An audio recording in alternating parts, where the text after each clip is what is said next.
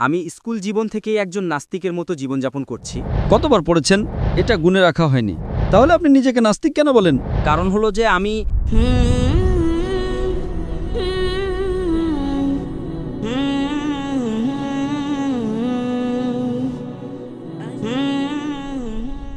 আমার নাম ইনশাল ইউসুফ। আমি স্কুল জীবন থেকেই একজন নাস্তিকের মতো জীবনযাপন করছি, কিন্তু আমি অনেকবার খুব চেষ্টা করেছি যেন আমি একজন মুসলমান হতে পারি। আর আমি অনেক চেষ্টা করেছি যে আমি একজন মুসলমানের জীবনযাপন করব, কারণ আমি আপনারও অনেক লেকচার শুনেছি এবং ইসলামের দ্বারা অনেক অনুপ্রাণিত হয়েছি।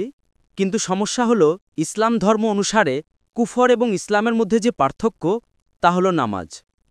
কিন্তু আমি অনেক চেষ্টা করেছি যে আমি নামাজ পড়তে পারি কিনা, আর আমি আমার অনেক বন্ধুদের জিজ্ঞেস করেছি তোমরা কি নামাজ পড়ো? তো আমি এটাই জানতে পারলাম যে তারা কখনো পড়ে কখনো পড়ে না। তো একজন মুসলিম হিসেবে নামাজ না পড়ে কি নিজেকে মুসলিম বলা যেতে পারে কিনা? ধন্যবাদ। ভাইয়ের প্রশ্ন হলো, তিনি নিজেকে নাস্তিক বলছেন এবং বলছেন যে তিনি ইসলামের দিকে আসার চেষ্টা করছেন কিন্তু নামাজ পড়েন না, আর তিনি দেখেছেন তার বন্ধুরা কখনো নামাজ পড়ে কখনো পড়ে না। তো তার মূল প্রশ্ন হলো, যদি কোনো ব্যক্তি নামাজ না পড়ে, সে মুসলিম কিন্তু কখনো নামাজ পড়ে কখনো পড়ে না, সে কি নিজেকে মুসলমান বলতে পারে কিনা? নাম্বার 1, মুসলিম বলার জন্য দুটি শর্ত আছে। নাম্বার 1, সে মানবে যে আল্লাহ সুবহানাহু ওয়া তাআলা এক এবং তার ছাড়া আর কোনো উপাস্য নেই। নাম্বার 2, সেটা মানবে যে মুহাম্মদ সাল্লাল্লাহু আলাইহি সাল্লাম আল্লাহর সর্বশেষ রাসূল। এই দুটি জিনিস যদি কোনো ব্যক্তি মানে, তাহলে সে মুসলিম হতে পারে। এরপর আসে একজন প্র্যাকটিসিং মুসলিম এবং নন প্র্যাকটিসিং মুসলিমের বিষয়। একজন খুব নিষ্ঠাবান অনুশীলনকারী মুসলিমও হতে পারে। তো শুধু মুসলিম বলার জন্য এই দুটি শর্তই যথেষ্ট।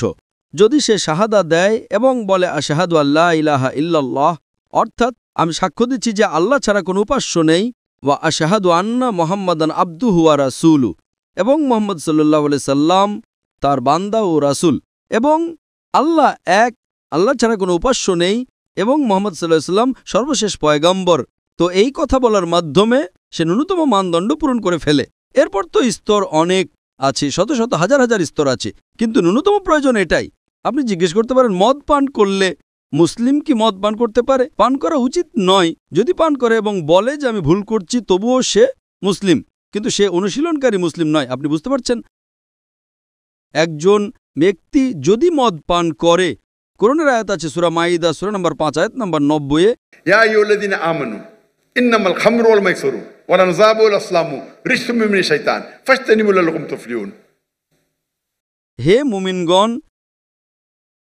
মদ, জুয়া খেলা, ভাগ্য গণনা, মূর্তি পূজা, এগুলো শয়তানের কৌশল। এগুলো থেকে বাঁচো যাতে তোমরা সাফল্য পাও। তো কোরআন এবং সহিহ হাদিসের আলোকে এটা একদমই স্পষ্ট যে মুসলমানের জন্য মদ পান করা হারাম। কিন্তু যদি কোনো মুসলিম পান করে এবং বলে যে আমি ভুল করছি, তাহলে তাকে কাফের বলা হবে না। তাকে বলা হবে এমন একজন মুসলমান যে আল্লাহর বিধান পালন করছে না। যদি সে বলে যে মদ পান করা ইসলামে জায়েজ, তাহলে সে আল্লাহর সেই বিধানকে অস্বীকার করছে।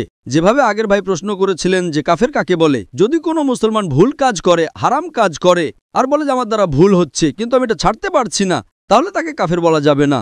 ঠিক একইভাবে কোনো মানুষ যদি নামাজ না পড়ে এবং বলে যে পড়া উচিত কিন্তু আমি অলস, তাহলে একজন ব্যক্তি এমনও হতে পারে যে একবার দুবার নামাজ পড়ল, তাহলে কোনো অবস্থাতেই তাকে কেউ কাফের বলতে পারে না। আল্লাহ রসুলের হাদিস আছে সহিহ মুসলিমে, যেখানে বলা হয়েছে যে কুফর এবং ইমানের মাঝে পার্থক্য হলো সালাত। তো এ থেকে উলামাগণ ব্যাখ্যা করেন, আলেমদের দুটি দল আছে। এক দল বলে যদি সে একটা নামাজও না পড়ে তাহলে সে স্বয়ংক্রিয়ভাবে কাফের হয়ে যাবে, এই হাদিসের ভিত্তিতে যে ইমান ও কুফরের মাঝে পার্থক্য হলো সালাত। দ্বিতীয় দলের মধ্যে যদি সে সালাত আদায় না করে কিন্তু বলে যে পড়া উচিত, আমি ভুল করছি, তাহলে তাকে কাফের না বলে বলা হবে যে সে একজন অনুশীলনকারী মুসলিম নন। আপনি বুঝতে পারছেন? কিন্তু ন্যূনতম মানদণ্ড কোনো মানুষকে মুসলিম বলার জন্য হলো সে মানবে যে আল্লাহ এক, আল্লাহ ছাড়া কোনো উপাস্য নেই, এবং মুহাম্মদ সাল্লাল্লাহু আলাইহি সাল্লাম আল্লাহর সর্বশেষ নবী। আমি আপনাকে জিজ্ঞেস করতে চাই, আপনি কি মানেন যে আল্লাহ এক? জি, একদম। আপনি কি মানেন আল্লাহ ছাড়া কোনো উপাস্য নেই? নেই। আপনি কি মানেন আল্লাহর কোনো মূর্তি নেই? নেই। মাশাআল্লাহ। আপনি কি মানেন মুহাম্মদ সাল্লাল্লাহু আলাইহি সাল্লাম সর্বশেষ নবী? জি, একদম। সর্বশেষ পয়গম্বর? জি। তাহলে আমার মতে আপনি মুসলিম। মুসলিম তো আপনি অনুশীলনকারী মুসলিম আস্তে আস্তে হবেন। তো যদি আপনি মানেন যে আল্লাহ এক, আল্লাহ রাসূল মুহাম্মদ সাল্লাল্লাহু আলাইহি সাল্লাম সর্বশেষ রাসূল, তাহলে আপনি ন্যূনতম মানদণ্ডে আছেন, মিনিমাম যথেষ্ট নয়, আমাদের চেষ্টা করা উচিত যত বেশি করা যায়, কিন্তু এটা মিনিমাম। আপনি বললেন যে আপনি নামাজ পড়েন না। আপনি কি জীবনে কখনো নামাজ পড়েছেন নাকি পড়েননি? জি। কতবার পড়েছেন? এটা গুণে রাখা হয়নি। মাশাআল্লাহ, এতবার পড়েছেন যে মনেই নেই। তার মানে শতবার পড়েছেন, তাই না? গুণে রাখেননি, ঠিক কিনা? আলহামদুলিল্লাহ। শেষবার কবে নামাজ পড়েছেন? আমার মনে হয় কয়েক মাস আগে। কয়েক মাস? মাশাআল্লাহ, খারাপ না। তাহলে আপনি নিজেকে নাস্তিক কেন বলেন? কারণ হলো যে আমি আপনার সামনে যে প্রশ্নটা রেখেছিলাম যে কিছু মুসলিম আছে যারা মাঝে মধ্যে নামাজ পড়ে, মাঝে মধ্যে পড়ে না, আর আমার প্রশ্নটাই ছিল যে কুফর এবং ইসলামের মাঝে পার্থক্য হলো নামাজ, যেটা এখন আমার কাছে পরিষ্কার হয়ে গেছে। তো এই কারণেই কোনো আলেমই এটা বলবেন না যে আপনি 2 মাস আগে নামাজ পড়েছেন, কখনো পড়েন। পৃথিবীর কোনো আলেমই আপনাকে বলবেন না যে আপনি কাফের। যদি একেবারে না পড়েন এবং বলেন যে পড়া জরুরি নয়, তাহলে বলা হবে। আপনি বুঝতে পারছেন তো? আর আপনি পড়ছেন না, বছরের পর বছর পড়ছেন না, তাহলে কিছু আলেম বলবেন কিন্তু আপনি তো মাশাআল্লাহ পড়েন, এতবার পড়েছেন যে আপনার মনেও নেই।